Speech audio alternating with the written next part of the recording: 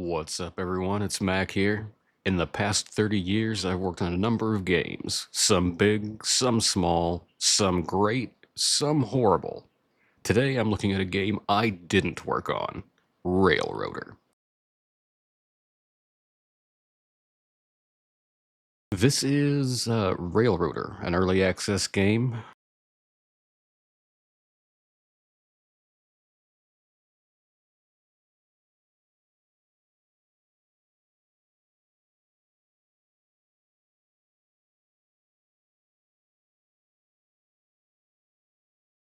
From the developers, Railroader is an operations-focused railroad simulator set in transition-era Appalachia. Manage and run your railroad to your desire while using period steam and diesel locomotives and a rolling stock.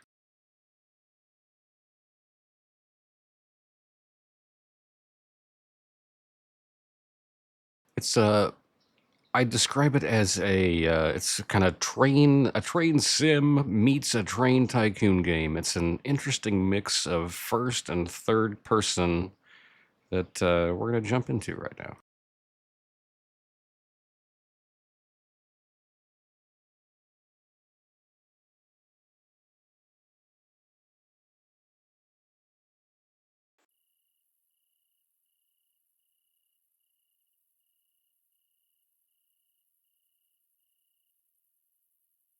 As you can see, we're at the roundhouse in the turntable of our railroad. This is the first person view. We can walk around. There's a door somewhere here. Yeah, we can wander around.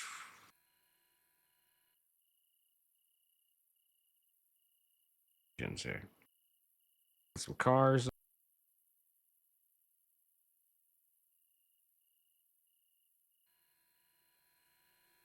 And you know what? Let's go ahead and make it daytime. So there's an interesting. There's not a fast and a slow, but you can skip time. And skipping time doesn't move your trains along faster, but it moves the world along faster, which is an interesting concept. So, if this guy was headed from here to wherever, he would keep going, and as I'm moving the time along, he's just going to keep, moving at his normal pace, but everything else in the world is going to start moving by, and let's go ahead and sleep until 6 a.m., which is another hour.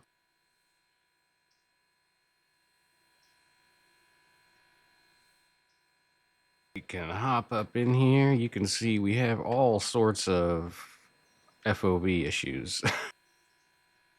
We got a brake we can work with. See, everything is reverser, I think. Yeah.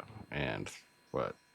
More independent brake and throttle. Everything you can grab and move and play around with, and some stuff over here. You can open the windows, of course, get some air in here, and the all important whistle. Don't I have a bell too? Where's my bell? There we go. There's the bell. Oh, it's not. Okay. I didn't know it was an on-off.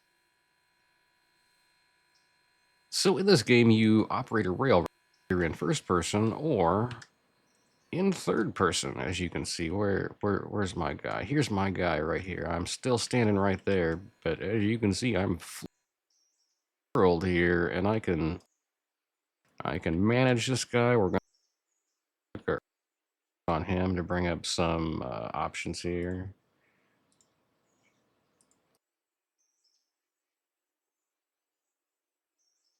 We have some info about our company. I've been operating for 46 days now. I've got about 240 hours into this so far. And I'm going to say it's not bad. I like the odd mix of the first and third person controls because I'm not always stuck in the locomotive seat. Like, here you go. that's the view of train simulator.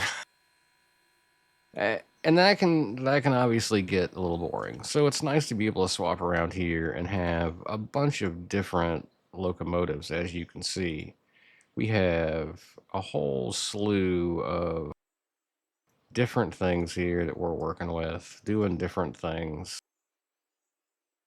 Here is one of our passenger trains. Here is the other passenger train, all put up for the night. You can see some other switchers in the back. I like the first and third person mix. It's got some milestones that let you feel like you're unlocking things. You start with a small. Let's check out the map here. The map is very expansive, actually. It's a lot bigger than I thought. And we don't even, so it starts over here and we go all the way over here, over to here, and we don't even have this unlocked yet. So when you start the game, you start out, where is it? Right over here with just this little guy right there unlocked. And that is your railroad. And eventually you'll expand this way, you'll expand that way. Like, I like the train controls because not only can you get in there and drive and feel like you're driving, but they're they're real enough to feel like you're driving a train, but it's not so overcomplicated that you need to be a steam engineer to manage valves and that kind of stuff. First, if you want to, you just pull up this little menu. You've got, let's take it to manual control, where we've got train brakes, we've got the independent locomotive brakes, we've got forward and reverse, and we've got a throttle. Now, if we don't want to control that, there's also auto engineer options. So we can put this guy so he'll just go forward until he can't go. We can tell him to go an amount of cars, or we can even give him waypoints and a speed.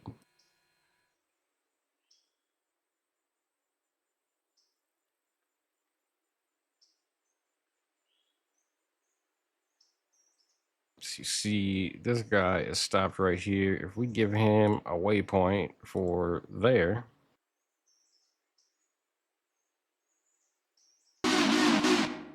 he's gonna whistle 3 times as he's backing up, and he's gonna start going there.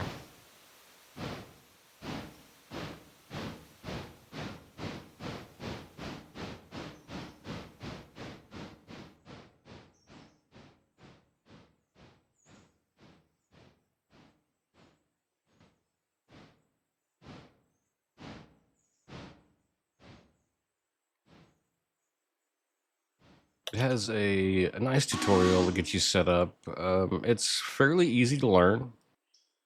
The game, most of the gameplay becomes it's puzzle based, and I'll tell you what I mean.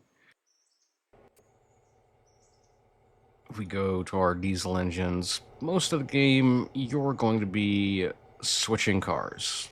And what that means is you're going to be taking these and putting them in the order they need to be in for delivery.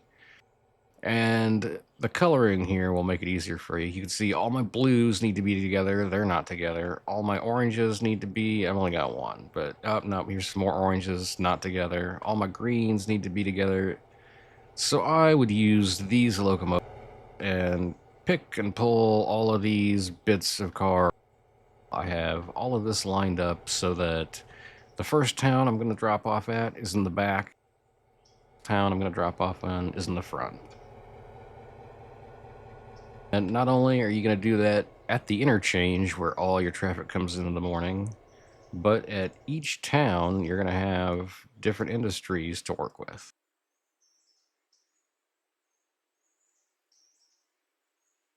And you're going to have to do the same thing there. You're going to have stuff to deliver, you're going to have stuff to pick up. It does, I feel like it does a pretty good job of letting you manage a railroad.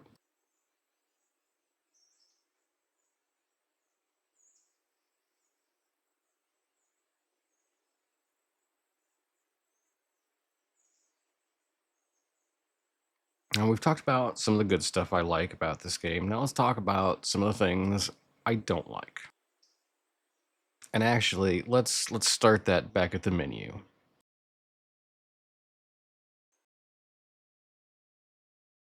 So, the first thing I don't like is that according to these release notes, if I am to take these version numbers, it, uh, they pretty much look like this is what comes out in 2024. I'm gonna say this was the sixth patch of 2024. If I'm incorrect, let me know. Okay, the sixth major, and so we have an 11, a 10. But now, if we're looking at 2025, we got one patch, which looked to be a big patch, and then you've got a bug fix and a Unity update. What have you guys been doing in 2025? And I'd like to say, like for that matter, the last half of 2024. When did this actually come out? Is this a month? Is cool. The, even so, I'll start by saying this. I know the studio is small. It's pretty. I think it's a single dev, full time. Maybe not even full time. A single part time dev and a couple other part time devs. But you can't let your your game stagnate like this in early access. Like this looks like you've given up on it. You you've got to balance the gigantic features with some low-hanging fruit that you can trickle out to people over over the year.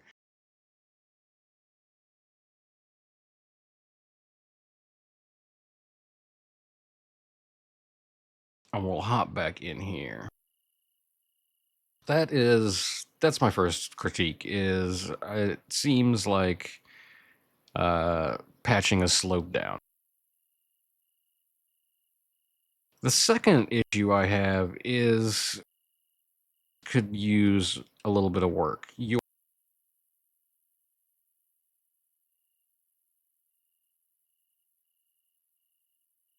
mouse to do things that isn't at your hand, but to look around, you've got to hold, click, and then move around, which enough. And because you have an infinite FOV in your first person view, you've got no body. It it's it's really weird not playing in first person much at all. I end up spending all my time in third person just because of the control scheme here. My other issue is that to select a locomotive and do something with it, first I have to push one button to find the locomotive. Okay, we found the locomotive. Now, if I want to actually control it, I've got to click this box. Then, if I want to see my locomotive on the mini map, I've got to click another box. Then, if I want to like see the details of my locomotive, I've got to click yet another box.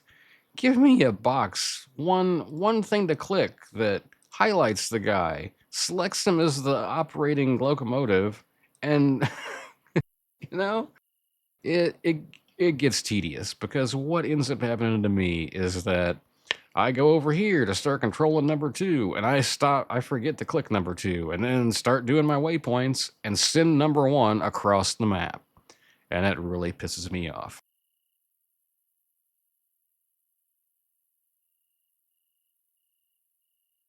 We'll make it daytime again just so we can see some stuff. The next issue I have is I can tell like this is probably supposed to be well I know this is supposed to be a real modeled after a real train line in Tennessee, I believe, someplace around there. But and I don't know how accurate the terrain is. If you have been on this railway and if you know I don't have a problem with other than it the you've got two basic trees that kind of get repetitive.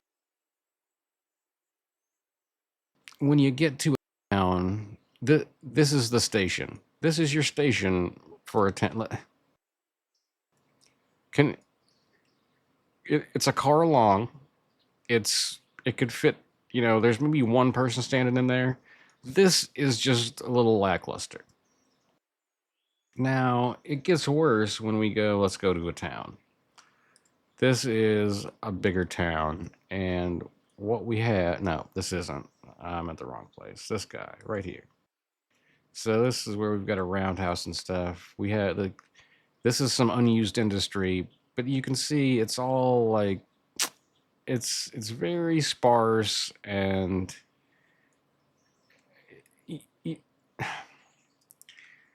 this is basically the town.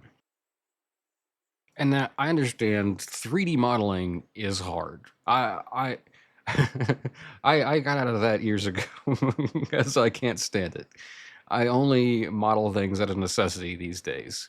But at the same time, eh, when you're working with Unity or even Unreal these days, there are so many asset packs out there that you could be using.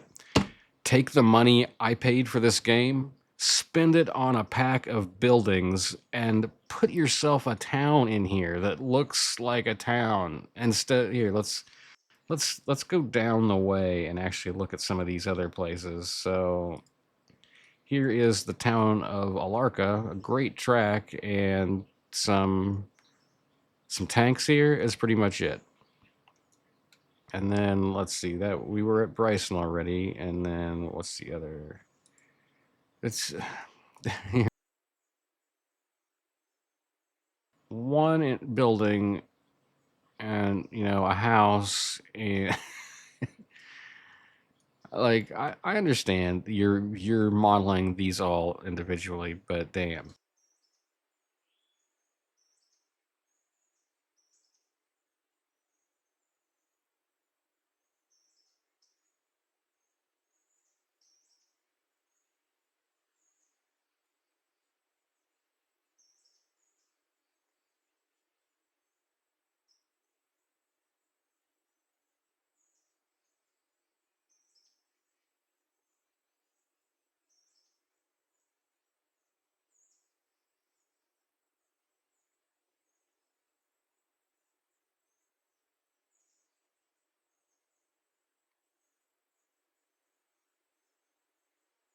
Other than those issues, I think it's a pretty solid game.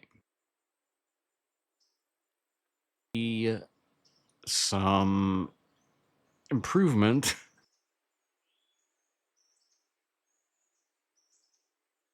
but it's tough. Like when when you're a single dev trying to do all of this, and this is also in Unity. I'll admit that I've never worked with Unity. I've always viewed it as a more one of the a more amateurish engine, kind of like one of those game creator studio. But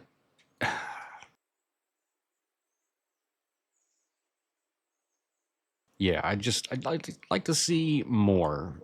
Either take some of that profit and invest it back into assets that you can't produce. Like as an engineer, I know I can't model everything in my game, so I'll fall back on asset packs for solo projects if I need to.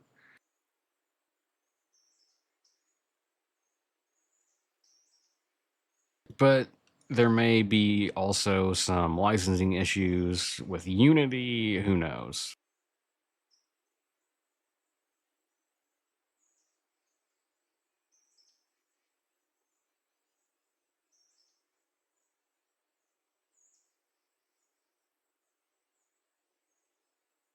All in all, though, I think it is a fairly solid early access title if you enjoy trains. There's not a lot out there. I'd say there's nothing out there like this. You either get the train sim category where you're stuck in your locomotive.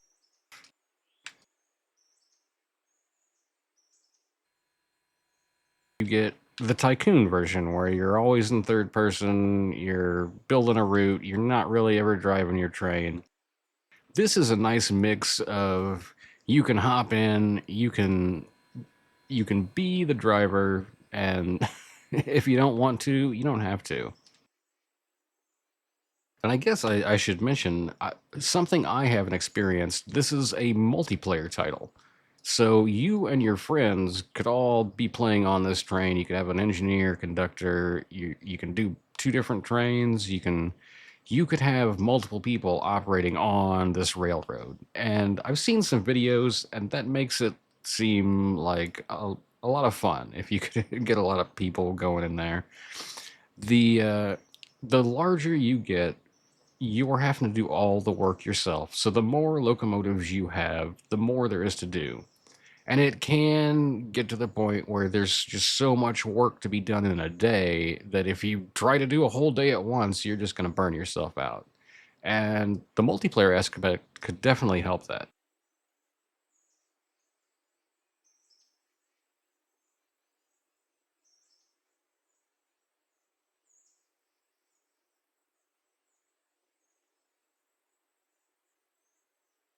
But so far, I would say I recommend this title. I'd like to see some more work done on it. I'm sure extra sales might help that. But if you're looking for a train sim slash tycoon game, give this a shot.